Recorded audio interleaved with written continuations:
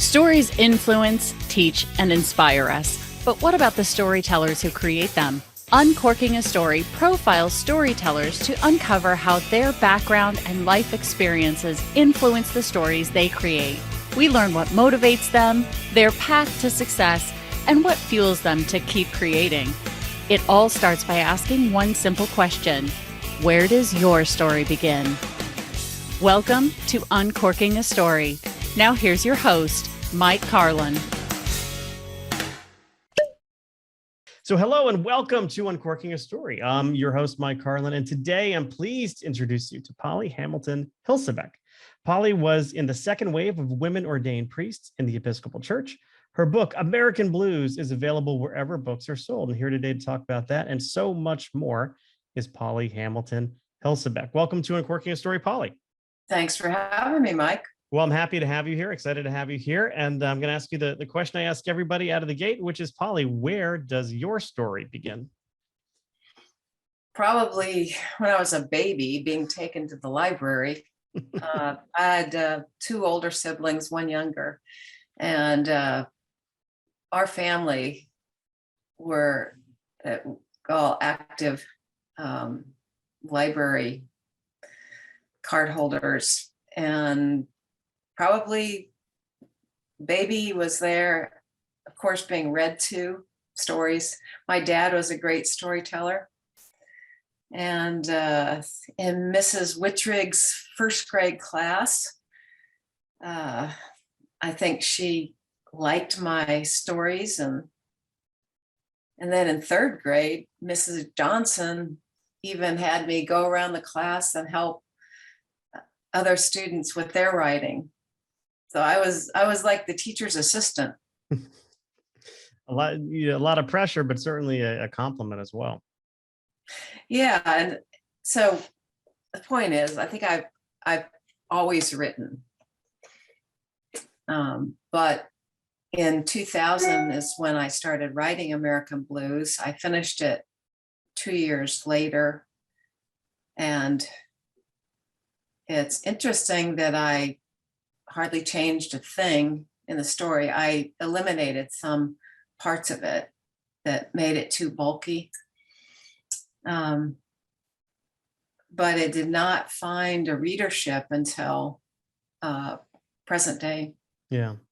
Well, I want to learn more about that, but I don't want to skip over what I think could be a very important part of your story, which is becoming, ordained as an Episcopal priest.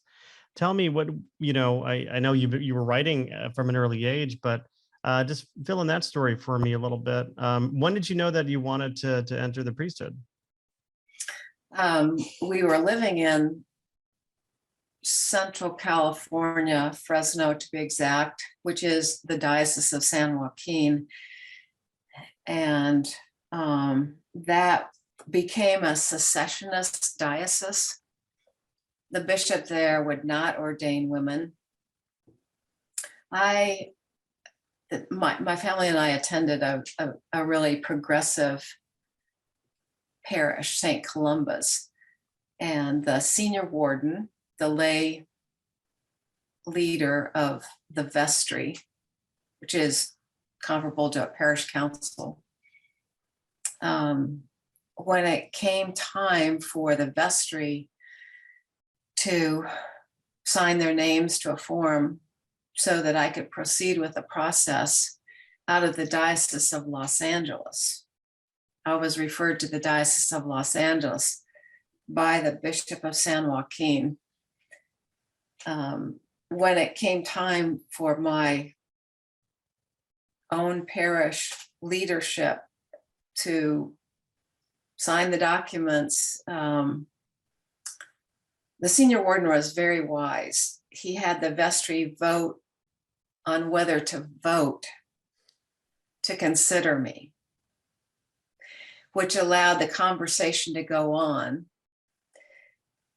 And knowing that the church has ways of proceeding if it's locally blocked. So I wouldn't be my call wouldn't be halted. So the conversation happened, and curiously, a couple people who were very supportive of women being ordained priests were out of town. So that really gave this freedom to the vestry assembled that night to just talk about it. And it is akin to what I hope for my novel. I'm always asked, well, what's the message?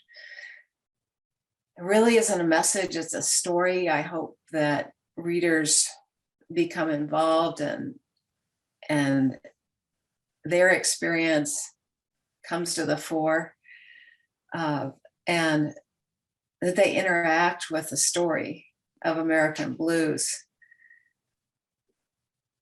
I went from the Diocese of San Joaquin to, well, as I said, I was referred by the then Bishop, Victor Rivera, who could only call me darling and honey when I went to his office. Oh, and I asked him, well, what do other women do? Because I asked him, am I the first one that's come to you claiming a call to ordained ministry, the first woman? And he said, yes. And I said, well, what do you think the other women do? He said, well, I don't know. And here he was, the bishop. And while I was there, he phoned Robert Rusak, the bishop of the Diocese of Los Angeles, who had held to opposition of women's ordination until a year before. So I was in Bishop Rivera's office listening to this conversation between the brother bishops. And again, he says, I have this darling, darling girl in my office. The fascinating thing is Victor Rivera's own daughter, was in seminary in Berkeley and was ordained. He didn't go to her ordination. And then she was consecrated bishop of Olympia. And his brother bishops really kind of forced him to come. So the Diocese of Los Angeles supported me wholeheartedly. It's a rigorous process of several stages of discernment. And then my family and I moved to Oakland, California, so that I could attend the Church Divinity School of the Pacific in Berkeley. It's part of a consortium of graduate theological schools.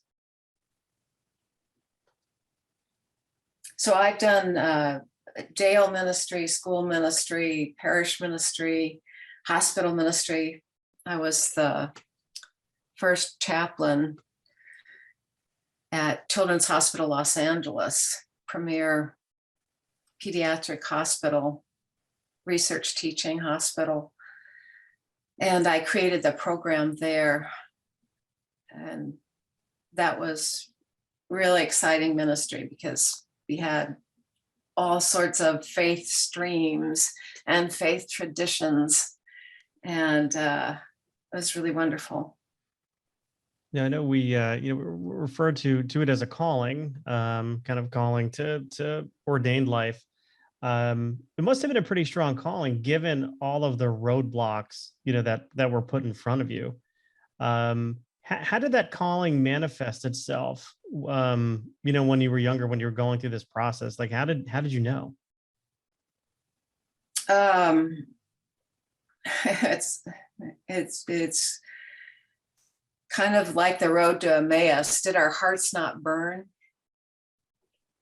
Jesus's friends were saying, did our hearts not burn? I just had the sense.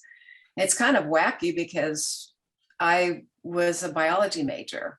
I intended to get my PhD and MD,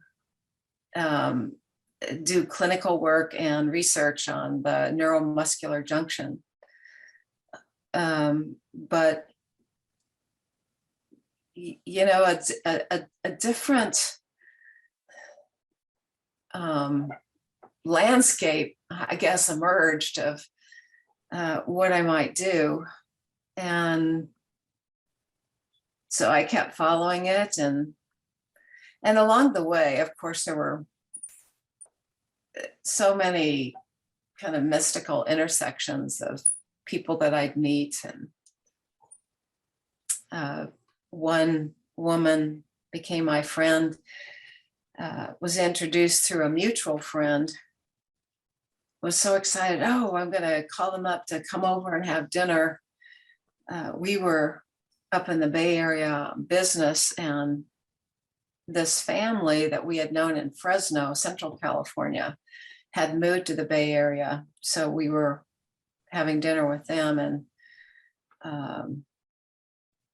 and just out of the blue, she says, oh, our good friends from Air Force days are here because Kitty Lehman is going to start seminary. And wow, she didn't know that I had any kind of wonderings, any thoughts about ordination. And so she had the Laymans come over, and it turns out that Kitty's birthday and mine are the same day, and her husband's were a day apart. And you could say, oh, well, so what? But it is a, gives you pause. And so she kind of mentored me, invited me to come up to Berkeley from Fresno and, spend a couple of days there, see what it was like. So it was a wonderful experience. The first female Asian American to be ordained an Episcopal priest was in seminary at the same time as I was. And she's one of my best friends. Fran Toy. She's 87 years old now, still lives in Oakland. She grew up in Chinatown, Oakland. Anyway, she and I started the women's interest group at night. And then we actually got credit. We proposed a course for credit, and we invited different women clergy and women religious, also Catholic women religious, and to speak with us. I'm sure they had a lot to say. Yeah, I mean, this is just the nascent time, even though I was in the second wave.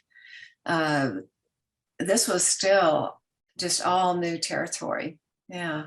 And Mike, I have noted that a strong part of your identity is your ministry with St. Leo. Oh yeah. St. Leo. Speaking of parish councils, that was my Monday night was that. And we have this big, in the Catholic Church now, the Pope has called for a synod on, it sounds crazy, a synod on synodality. I can't even pronounce it. But I had to run a bunch of focus groups and things like that within the parish about kind of the direction of the church, and that's what I do for a living, is run focus groups outside of this podcast. And that was a fascinating experience, and I hope they do something with all the output we put together. But I hope it wasn't just an academic exercise. But that is a big part of my life. And it's interesting. My wife is Episcopal, so we were raised in different faith traditions. And the first time I ever came across an ordained woman priest was at her parish, a woman named Molly McGreevy, who I think has since passed. But I noticed there are 6 Episcopal churches in Stamford. There are, yeah. There are. This one is St. Francis, which Hmm. is a beautiful, beautiful church. Her parents were very involved in that. Huh. And it's they've got a new church and an old church, and I actually like the old church a little bit better. It's a little bit more quaint. But You and your wife are like my husband and me. My husband, David, is the second of 12 kids, large Catholic family. His dad was a surgeon. And, I grew up in a Presbyterian family. And interesting that my siblings and I ended up with Catholic spouses. Well, it's funny. The first time I went to her church for a service, I went home to my mother, who would of course tell me it didn't count, so I'd still have to go, again, because it doesn't count. Yeah. And I'm like, they say this, it's the same mass. I mean, with very few. I mean, now the differences are a little bit because we went through a whole change in liturgy about 10 years ago, but down to the creed, the structure of the mass, I mean, it is exactly the same. Although I always point out to my wife that they were a lot less shy about asking, during the collection for money. It was a little bit more of a hard sell. But no, it's the Episcopats. Well, my other joke was, Episcopals are just rich Catholics. They're Catholics with money, is what I used to say. Yeah. But no, it's interesting, Well, but it figures in my book because as the newly formed colonies and then the United States of America, as the USA went, so did the Protestant Episcopal Church of the USA. That long name was to distinguish it from the Church of England, from whence it came. And, that whole history is interesting because we were a country that rebelled and rose up against British rule. And so decisions that are made in the Episcopal Church are prominent. They're prominent internationally. So that's another feature of my novel. And really, the American story,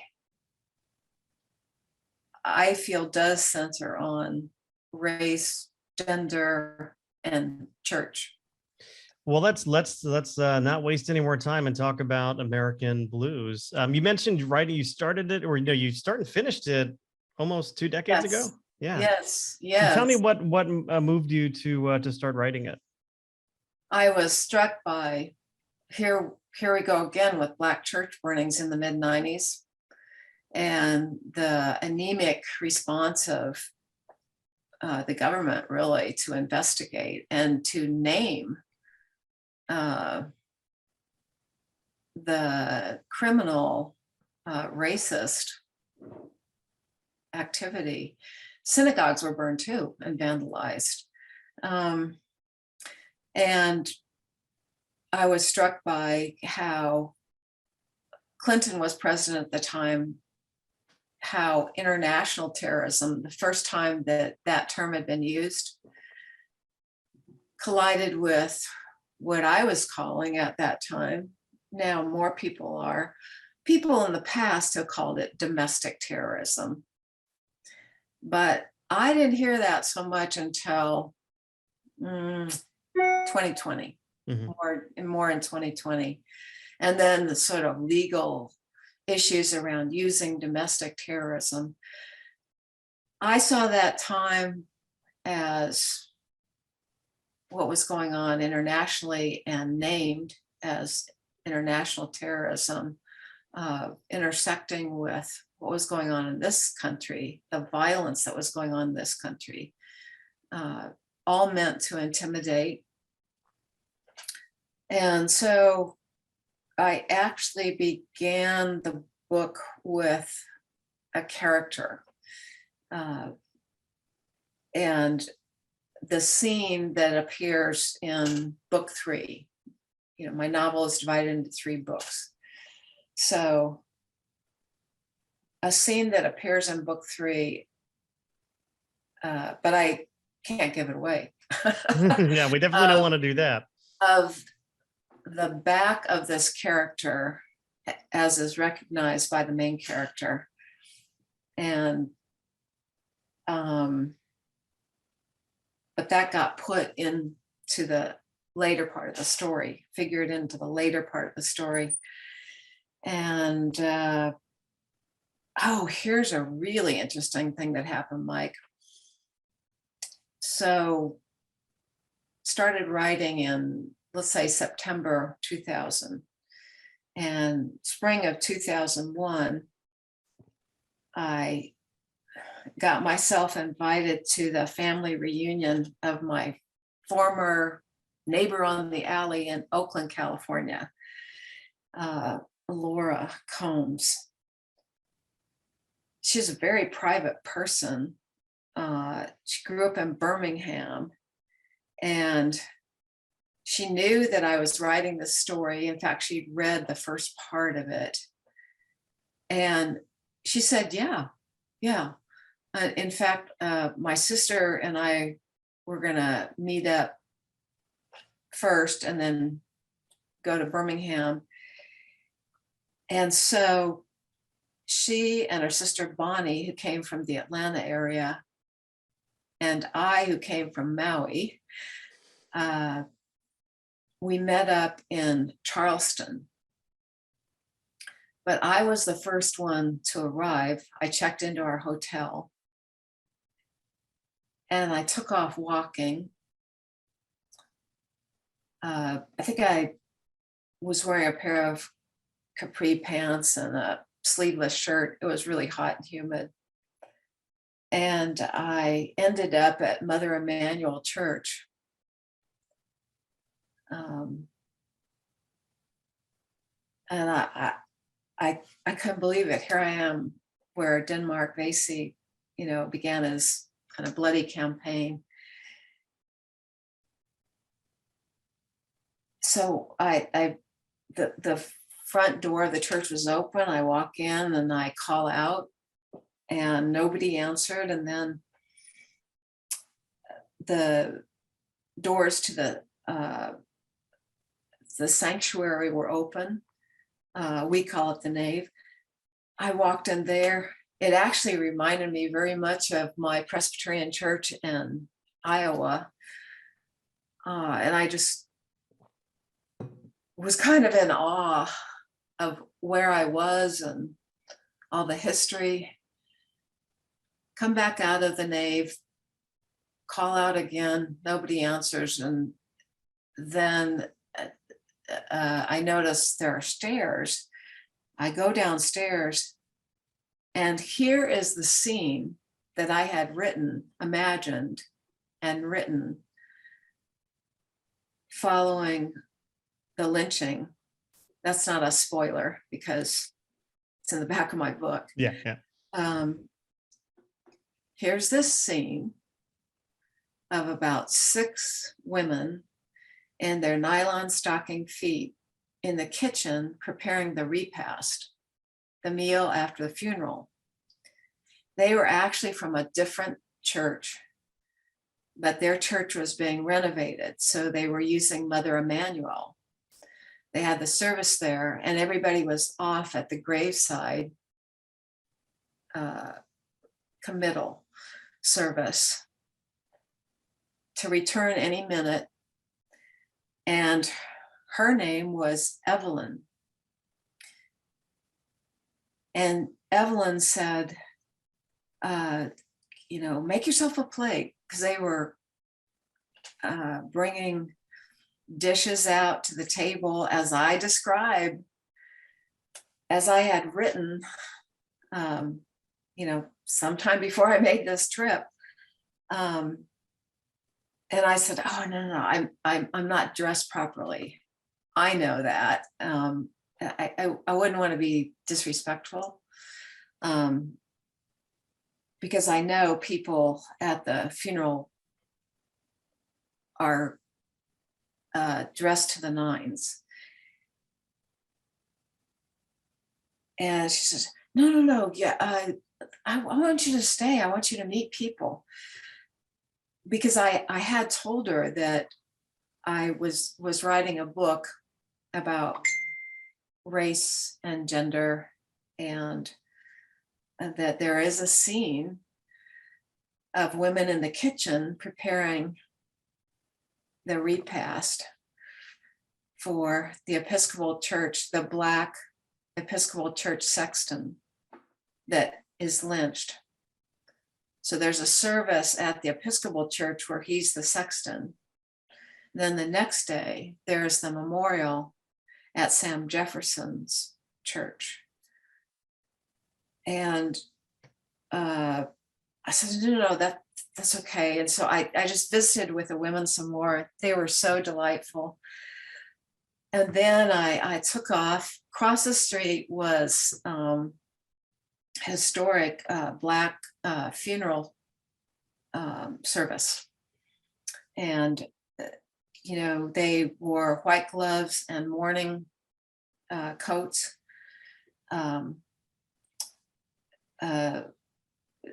to attend to the deceased in the service. And I talked with them for about 20 minutes, came out, started heading back to kind of town, and Evelyn or Evie. So I changed the name of my book to her name. She's named after Evelyn. And the church is named after their church. She comes running after me and, hustling after me with a full plate, aluminum foil over it. She says, here, you can at least take this, Polly. And it was the same thing, broccoli and cheese, turkey leg. And just blew my mind. It sounds like a mystical intersection, like you were talking about before. I mean, this is sort of, art, life imitating art at this point. It was like I entered into my novel story. Yeah. It was just that cinematic. Then when we went to Birmingham, Laura said, well, we're going to do something special. We're going to go to 16th Street Baptist Church. And I said, good, because I was going to suggest that, because Blanton, one of the Klan members who had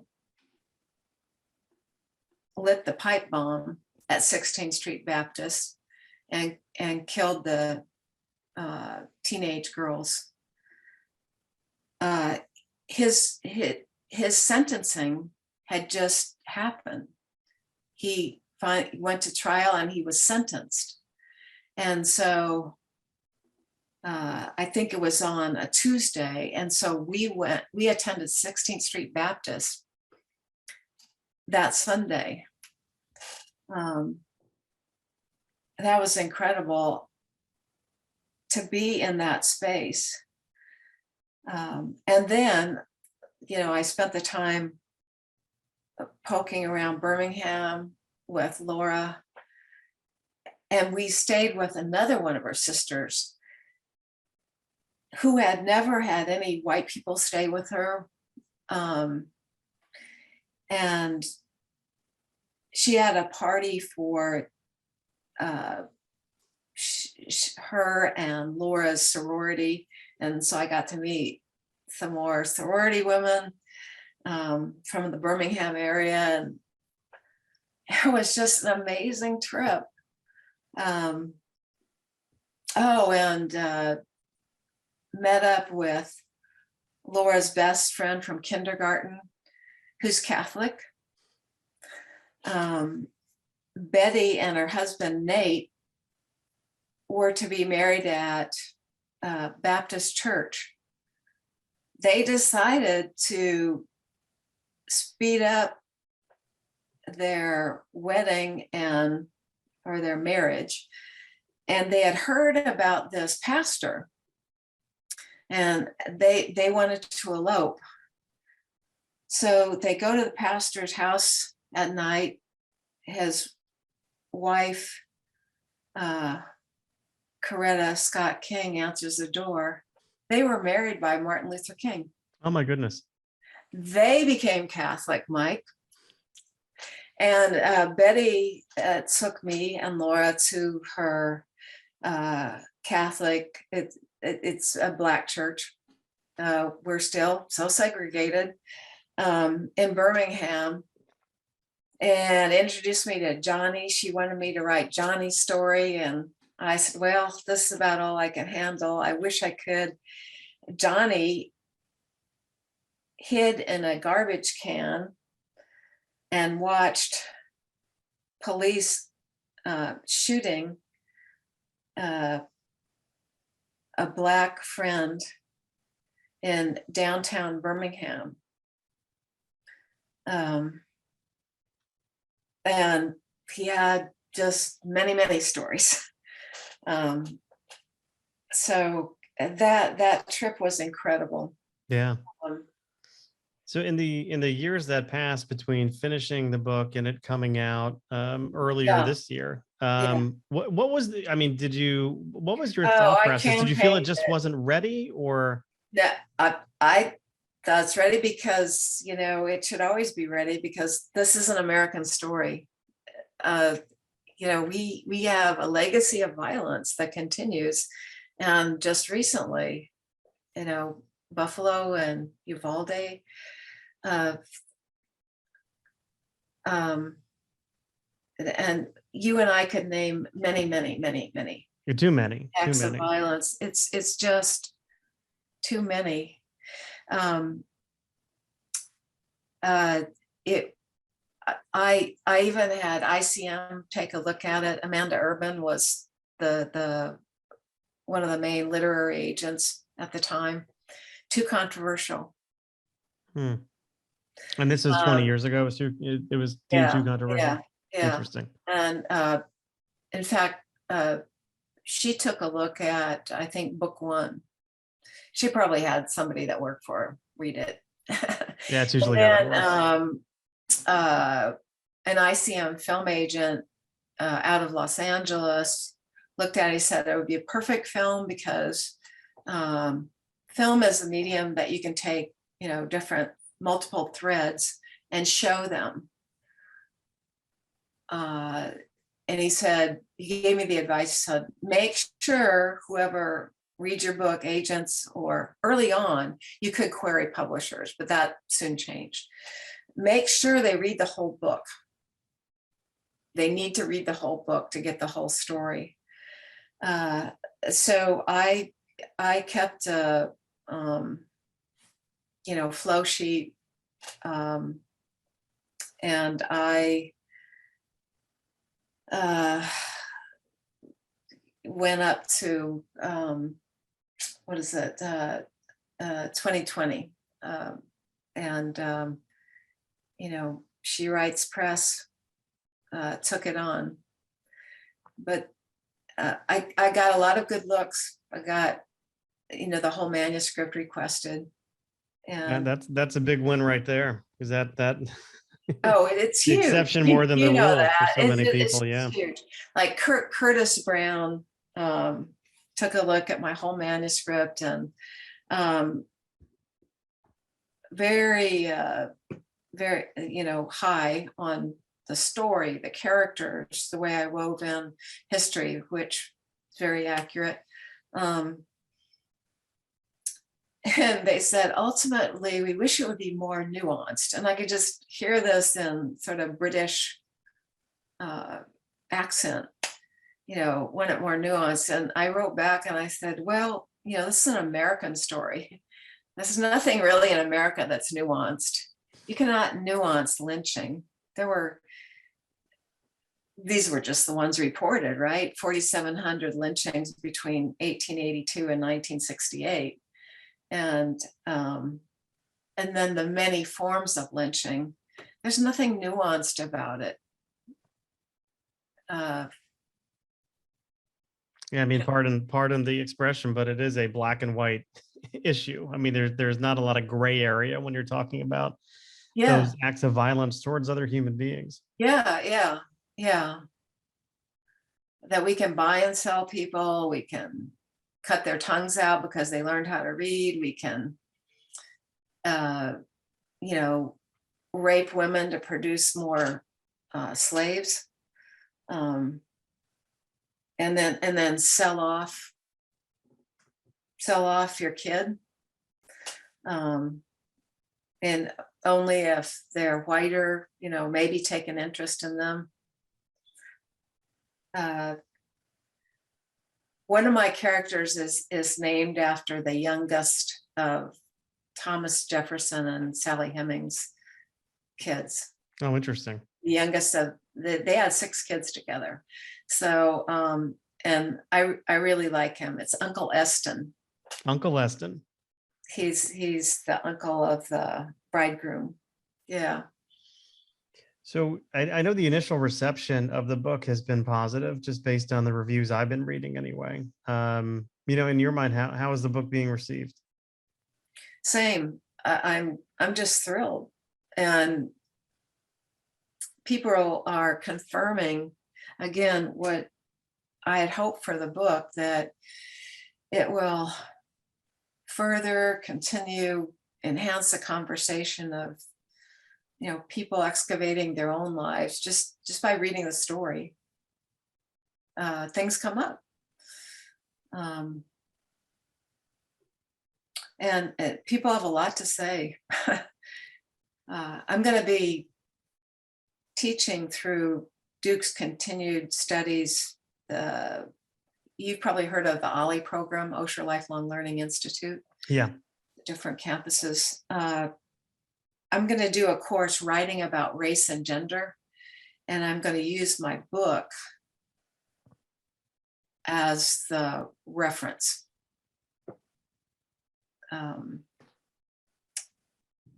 So we'll be reading segments of the book together, and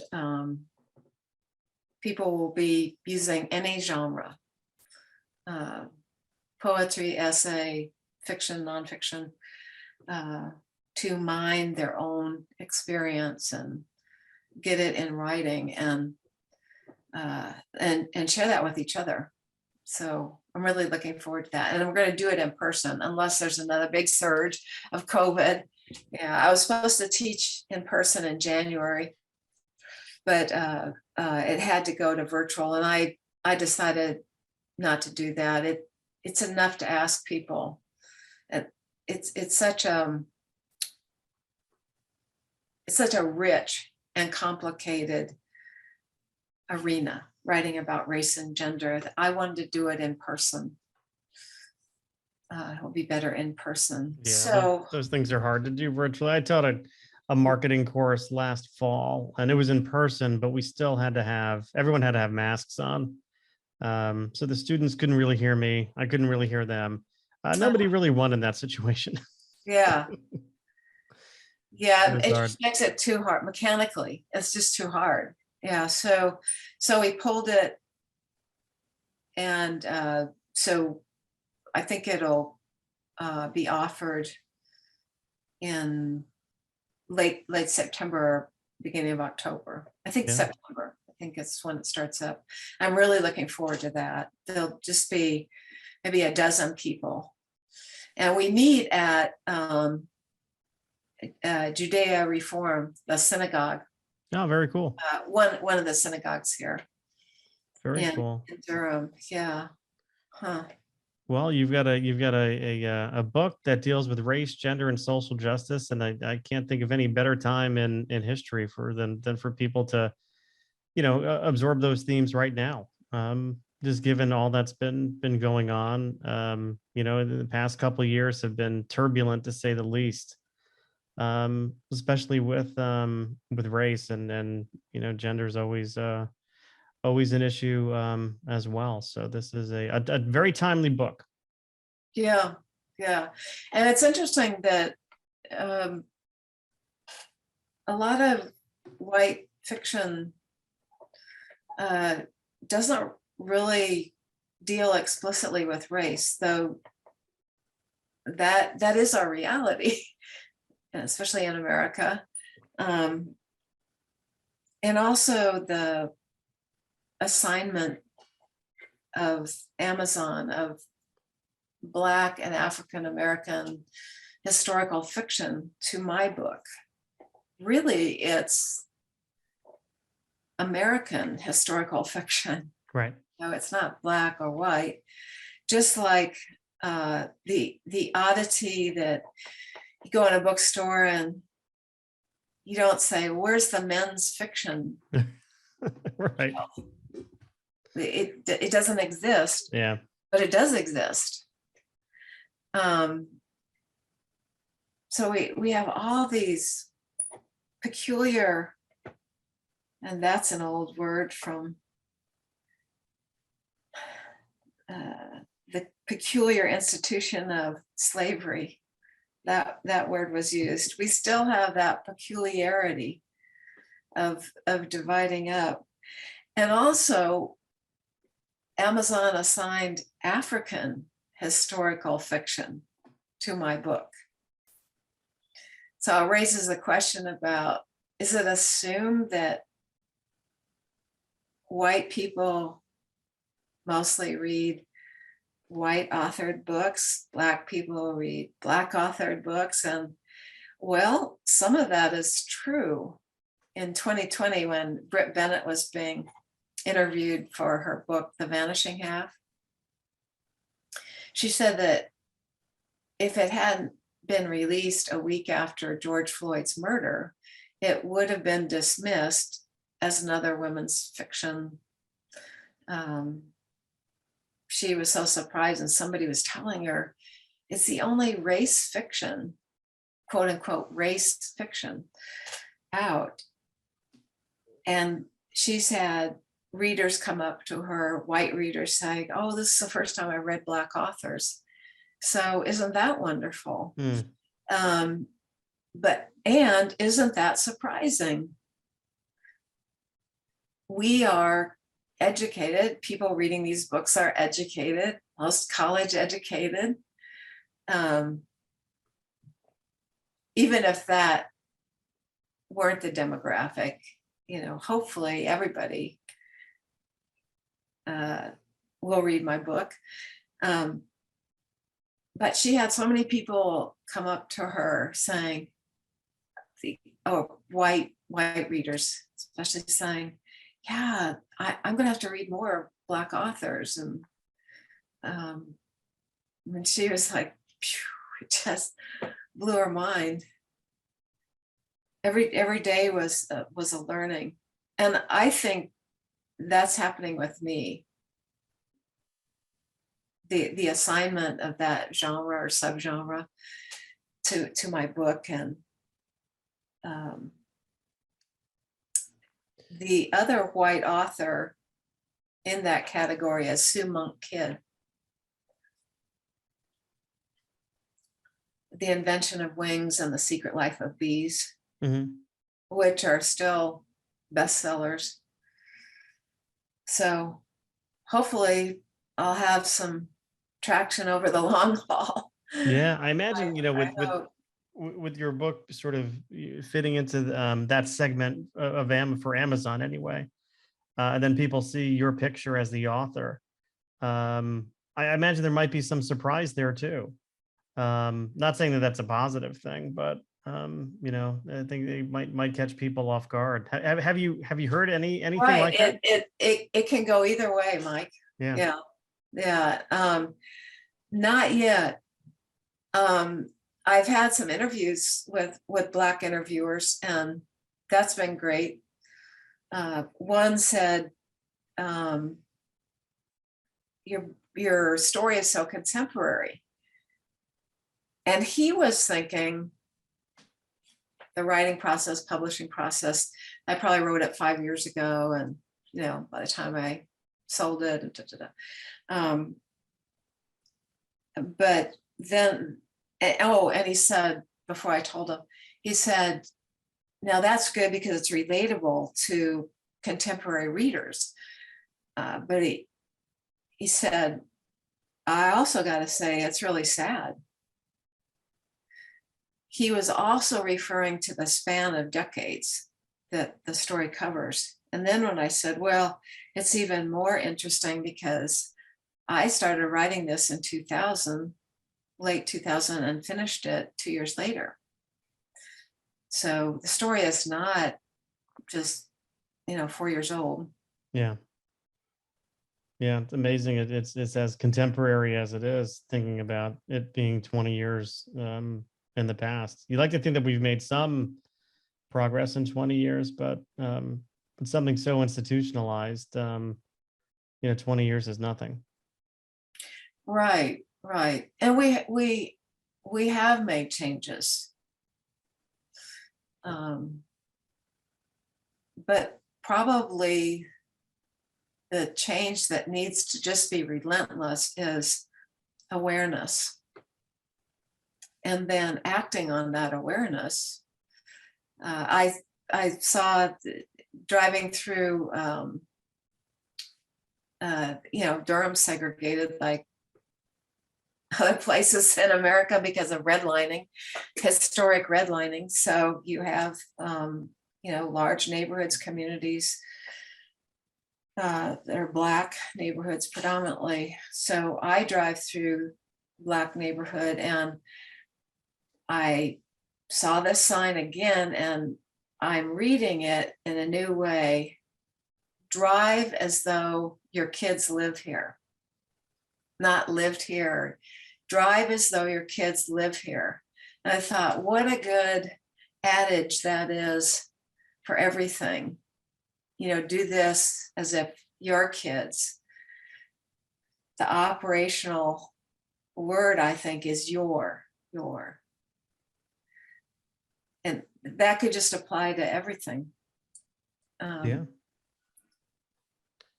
Paul, if you had to give your younger self some words of advice, you imagine you could mail a letter to your younger self. What are some words of advice you would give, a young Polly? How would you reassure her?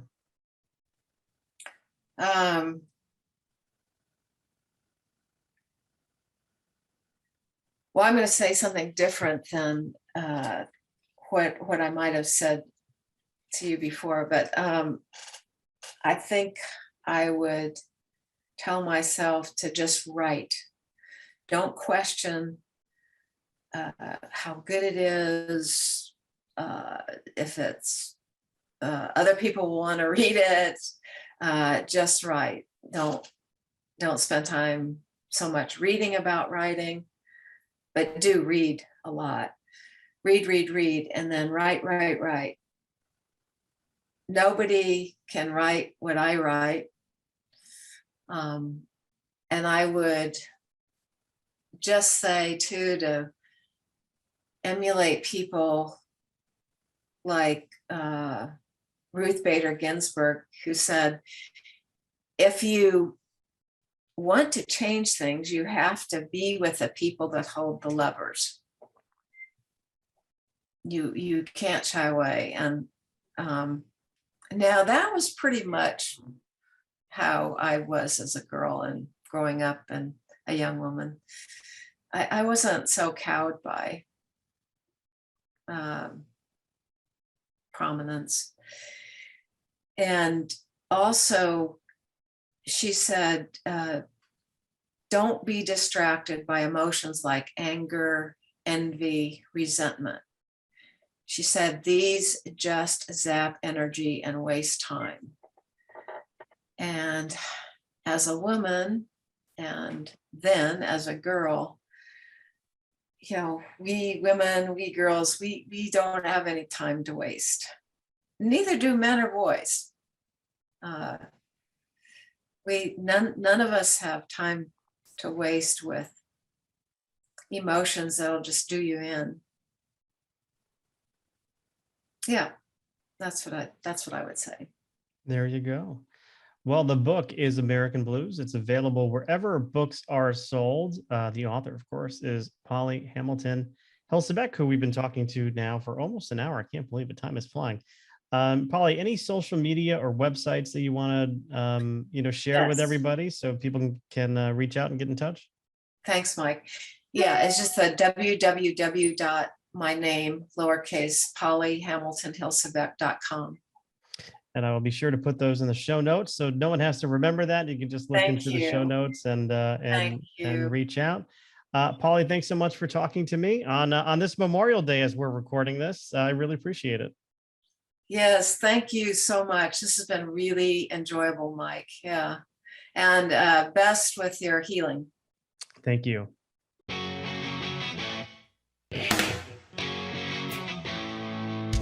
Thanks for listening to Uncorking a Story.